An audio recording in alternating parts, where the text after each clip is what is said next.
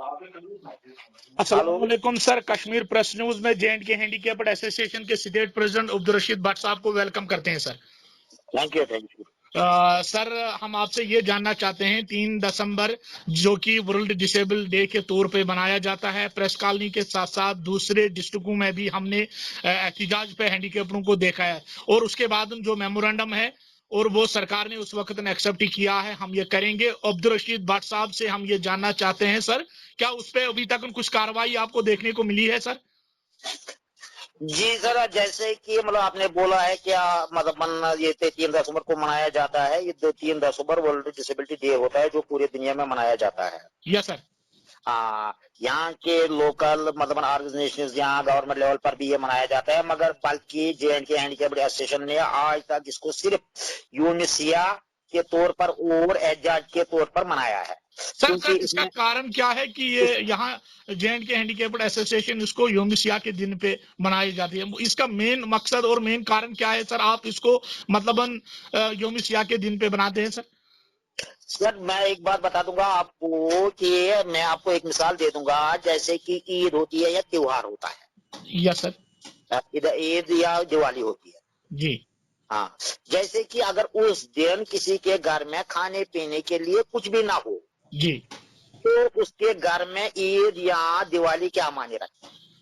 जी जी जी कुछ तो भी नहीं। इसी तरीके से अगर हम रियासत जम्मू कश्मीर के डिसेबल लोगों को लिया जाता है, इनके तरफ से देखा जाएगा तो इनके साथ हमेशा यहाँ की एडमिनिस्ट्रेशन या मरकजी हुकूमत या रियासती हुकूमत हमेशा नजरअंदाज कर रही है। जो हमारे हुकूक जो है, जो आइन और कानून ने दिया है जी, तो उन पर कोई भी कार्रवाई नहीं की जाती है, हमें उनसे महरूम रखा जाता है। जैसे कि डिसेबिलिटी एक्ट 2016 को मार्कस ने पास किया है, अब यूनियन टेरिटरी भी बन गई है, और बदकिस्मती की वजह से यहाँ पर अभी तक वो लागू नहीं किया गया है, जिसकी वजह से यहाँ के डिसेबल लोग हमेशा दर दर के ठोकरे खाने पर मजबूर है।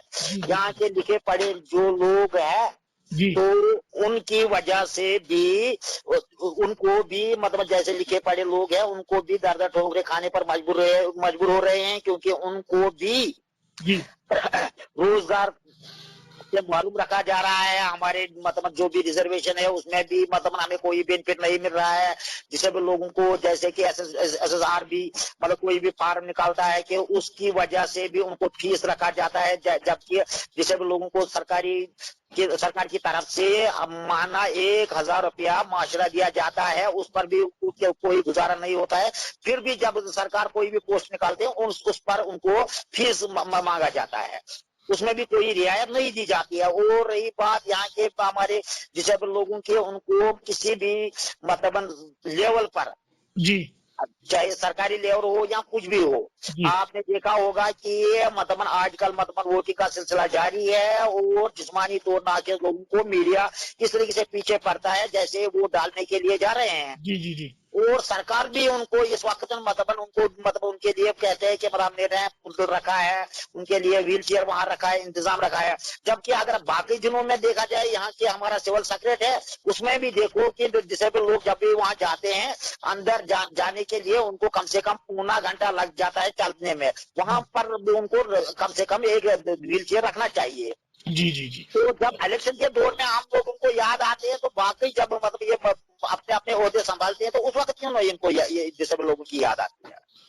जी जी जी, सुनने में ये आ रहा है कि यहाँ की जो सरकार है वो तो लगातार ये दावा कर रहा है कि हम तो डिसेबल लोगों के लिए बहुत कुछ कर रहे हैं। तो हमारी जो इस वक्त जो बात है, हमारे टेलीफोन लाइन पे इस वक्त हमारे साथ बात कर रहे हैं स्टेट प्रेसिडेंट अब्दुल रशीद भट्ट साहब, जो कि तारुफ के मोहताज नहीं है, जो कि तफसीलात के साथ बता रहे हैं कि अभी तक यहाँ खोखले वादों के सिवा उनके साथ कुछ नहीं हुआ है। अब्दुल रशीद भट्ट साहब थ्रू सोशल वेलफेयर जो महाना वजीफा 1000 मिलता है, तो शिकायत लगातार ये भी आ रही है कि काफी अरसे से उससे भी यहाँ के जो डिसेबल पर्सन लोग हैं वो महरूम है। इस हवाले से सर क्या कहना चाहते हैं? ये यही बदकिस्मती की है कि जो अगर ये 1,000 रुपए माहाना इनको मुआवजा दे देते भी है, वो भी 3-3, 4-4, 5-5 महीने इनको पहले बंद रखा जाता है, फिर भी इन लोगों को याद ही नहीं रहता है कि सोशल वेलफेयर ने कौन सा घोटाला किया है इसमें।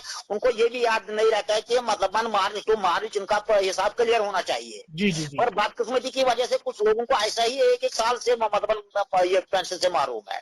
जी जी जी।